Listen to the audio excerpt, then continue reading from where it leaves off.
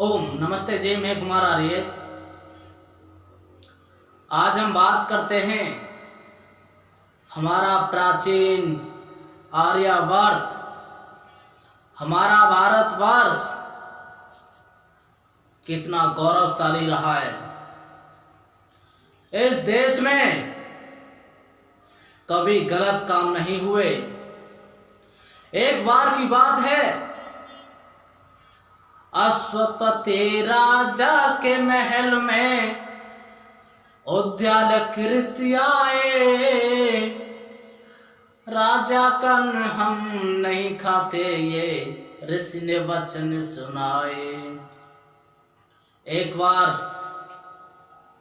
अश्वपति महाराज जो राजा थे, उनके दरबार में उद्यालय ऋषि आए। राजा ने आदर सत्कार सम्मान सब कुछ किया और उनसे अनुनय विनय की कि महाराज आप भोजन ग्रहण कीजिए।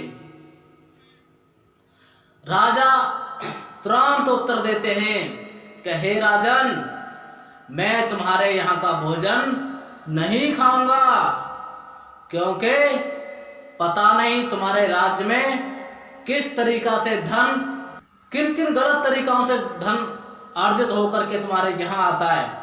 किन चोरों का, किन डकैतों का, किन दुराचारियों का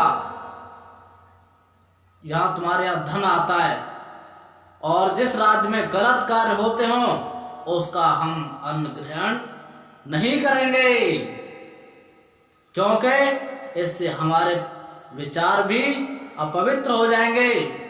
तो राजा हाथ जोड़ के विनती करता है कि ऋषिदेव, हे ऋषिवर, मेरे राज्य में कोई पुरुष व्यभिचारी नहीं है, तो स्त्री कहां से होगी। तो हमारे देश में चरित्र इतना ऊंचा रहा है कि इसकी कोई सीमा नहीं है। विदेशों के लोग, पूरे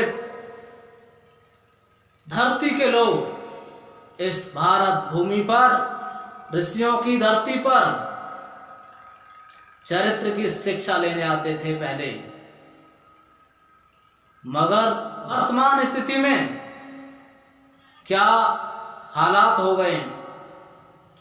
एक साधु था, उसने बहुत बड़ा आश्रम बनाया, समाधि बनाई,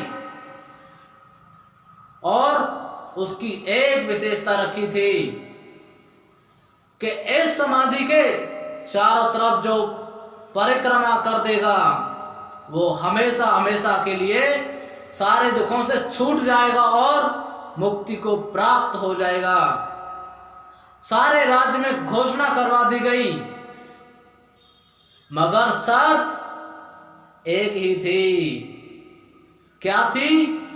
कि जो नर हो या नारी, लड़का हो या लड़की, जिसने चरित्रहीनता नहीं की होगी वही इसमें परिक्रमा कर सकता है, अन्यथा वो भस्म हो जाएगा। तो ये शर्त, सारे लोग आए उसको देखने के लिए, मगर उनमें से किसी की हिम्मत नहीं हुई कि चारों तरफ परिक्रमा कर सकें। क्यों नहीं हुई हिम्मत? क्योंकि उनका चरित्र खराब था। जो शादीशुदा पुरुष थे वो परस्त्री गमन थे, और जो महिलाएं थी वो पर पुरुषगामी थी। तो आज वर्तमान भारत की स्थिति यही हो गई है।